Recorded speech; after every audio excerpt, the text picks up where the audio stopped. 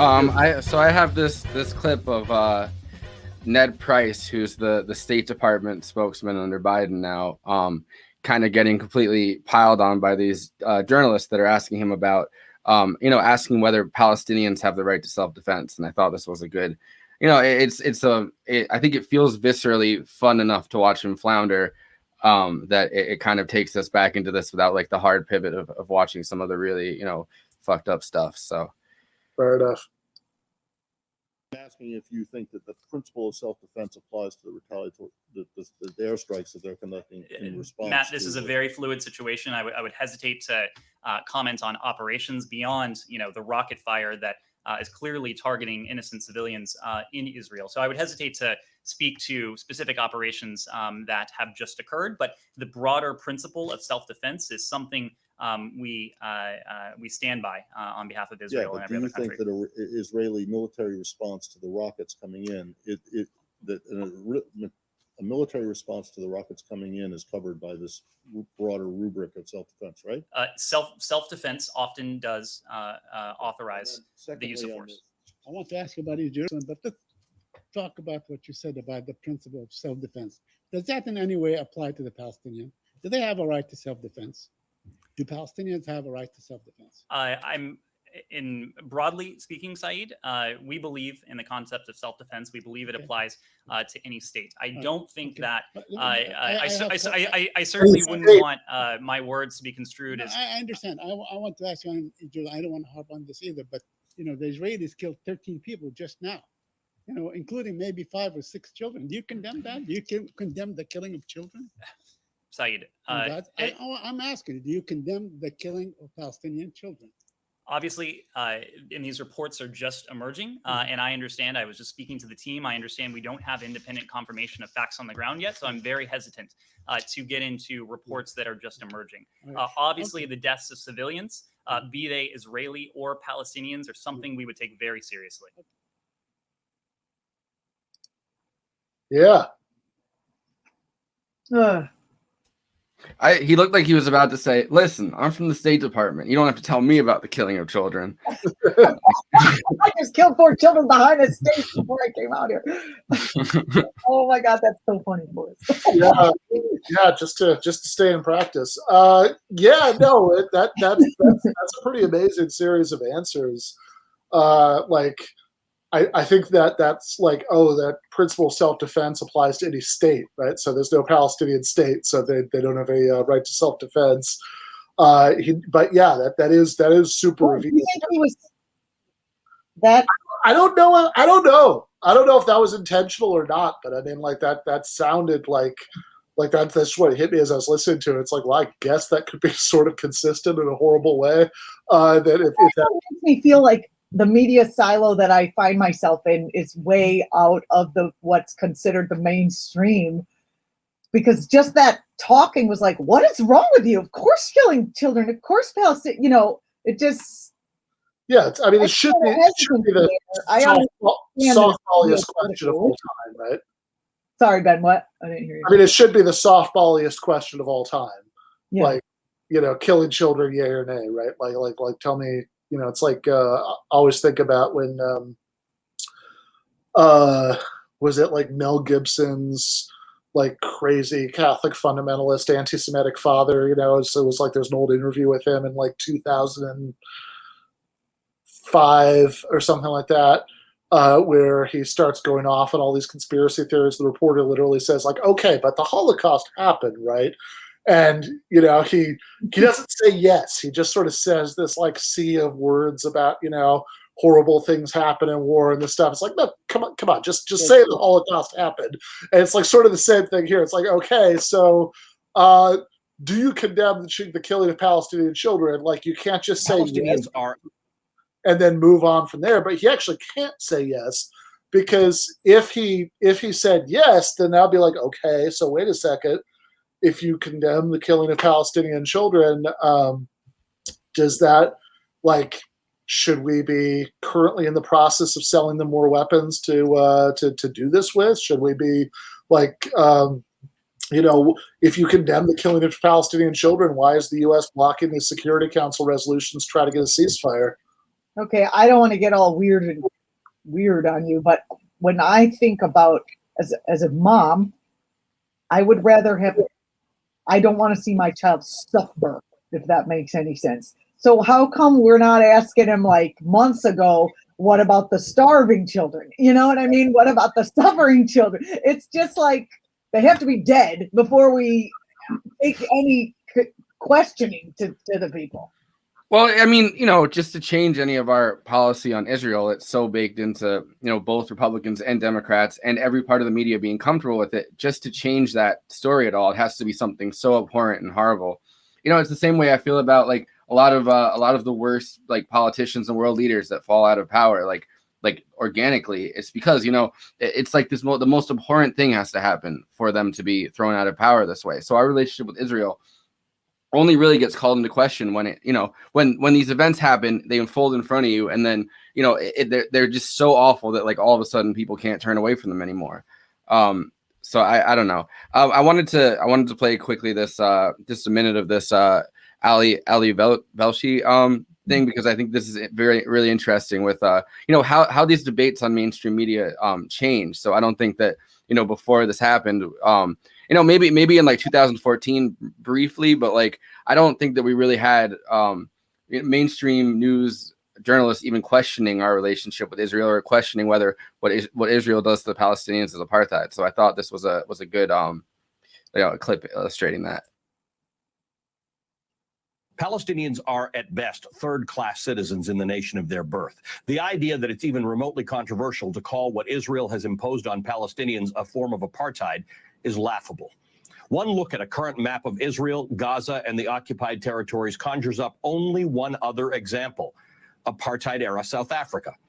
The Israeli government, on an ongoing basis, declares parcels of land on which Palestinians live to be either of military or archaeological importance, causing residents to be evicted.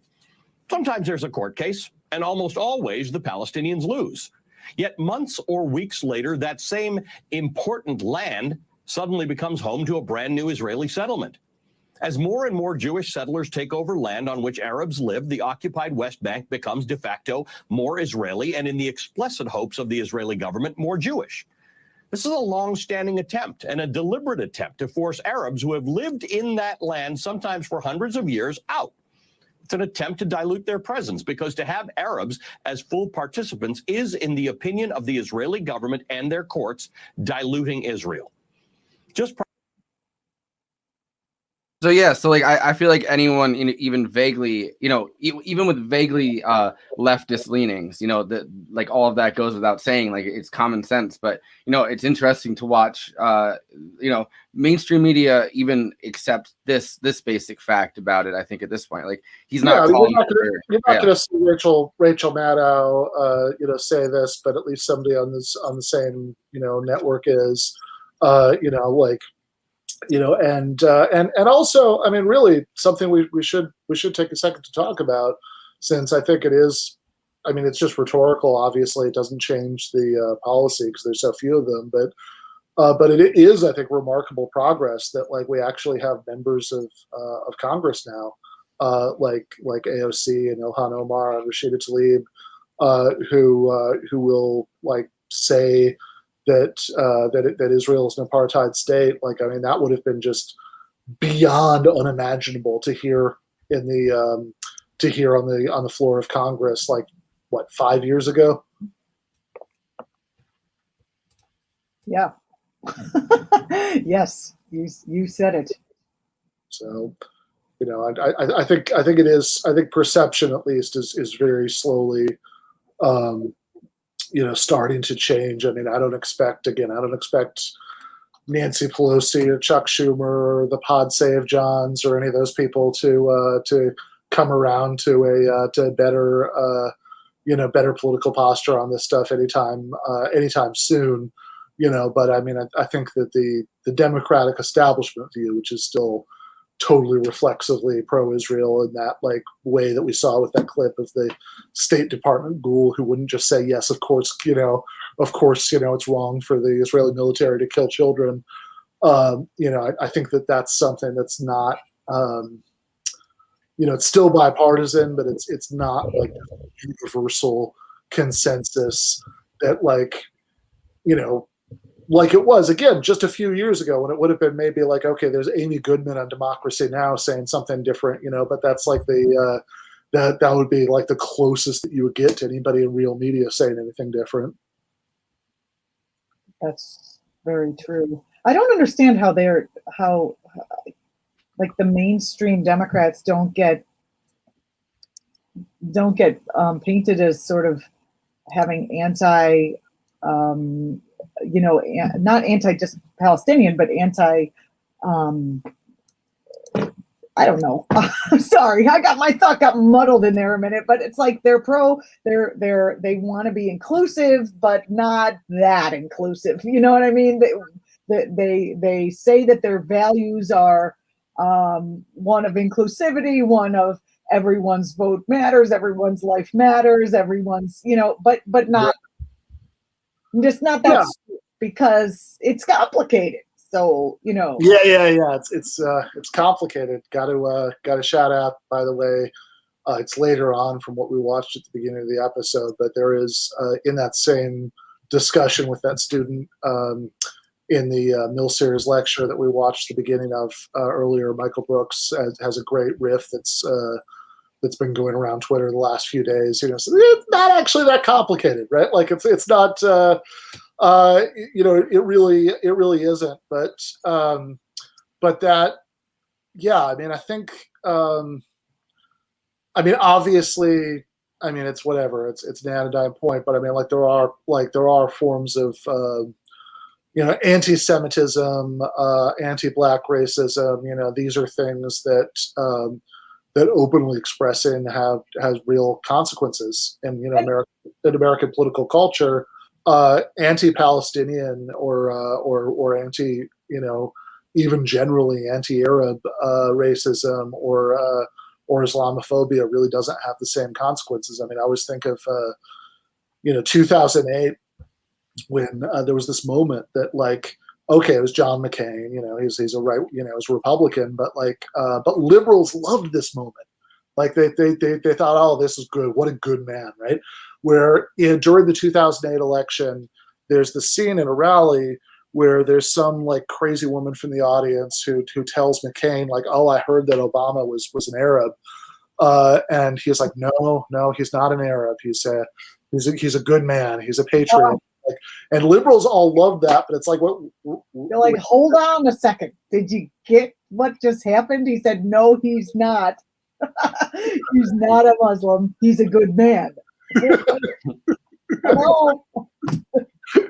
Exactly. Like, so, like, yeah. Yeah. So that was. He's not one of those Muslims. He's a good man. Yeah, exactly. All right, let's watch my home state Congresswoman Rashida Tlaib. Colleagues, Palestinians aren't going anywhere, no matter how much money you send to Israel's apartheid government. If we are to make good on our promises to support equal human rights for all, it is our duty to end the apartheid system that for decades has subjected Palestinians to inhumane treatment and racism. Reducing Palestinians to live in utter fear and terror of losing a child, being indefinitely detained or killed because of who they are, and the unequal rights and protections they have under Israeli law. It must end. One of Israel's most prominent human rights organizations, B'Tselem, has declared Israel an apartheid state. Human Rights Watch recently recognized it too. This is what Palestinians living under Israel's oppression have been telling us for decades. I have been told by some of my colleagues who dispute the truth about segregation, racism, and violence in Israel towards Palestinians that I need to know the history. What they mean, unintentionally or not, is that Palestinians do not have the right to tell the truth about what happened to them during the founding of Israel. They are, in fact, they erase the truth about ethnic cleansing of Palestinians in Israel, that some refer to as the Nakba, our catastrophe. As Palestinians talk about our history, know that many of my Black neighbors, indigenous communities, may not know what we mean by Nakba, but they do understand what it means to be killed, expelled from your home, land, made homeless, and stripped of your human rights. My ancestors and current family in Palestine deserve the world to hear their history without obstruction. They have a right to be able to explain to the world that they are still suffering, still being dispossessed, still being killed as the world watches and does nothing. As Peter Beinart, an American of Jewish faith, writes, quote, "When you tell a people to forget its past, you are not proposing peace. You are proposing extinction. The Palestinian story is that of being made a refugee on the lands you called home. We cannot have an honest conversation about U.S. military support for the Israeli government today without acknowledging that for Palestinians, the catastrophe of displacement and dehumanization in their homeland has been ongoing since 1948. To read the statements from President Biden, Secretary Blinken, General Austin, and leaders of both parties, we'd hardly know Palestinians existed at all. There has been no recognition of the attack on Palestinian families being ripped from their homes in East Jerusalem right now, or home demolitions. No mention of children being detained or murdered. No recognition of a sustained campaign of harassment and terror by Israeli police against worshipers, kneeling down and praying and celebrating their holiest days in one of their holiest places. No mention of Al-Aqsa being surrounded by violence, tear gas, smoke, while people pray. Can my colleagues imagine if it was their place of worship filled with tear gas? Could you pray as stun grenades were tossed into your holiest place? Above all, there has been absolutely no recognition of Palestinian humanity. If our own State Department can't even bring itself to acknowledge the killing of Palestinian children is wrong, well, I will say it for the millions of Americans who stand with me against the killing of innocent children, no matter their ethnicity or faith. I weep for all the lives lost under the unbearable status quo, every single one, no matter their faith, their background. We all deserve freedom, liberty, peace, and justice, and it should never be denied because of our faith or ethnic background. No child, Palestinian or Israeli, whoever they are, should ever have to worry that death will rain from the sky. How many of my colleagues are willing to say the same, to stand for Palestinian human rights as they do for Israelis?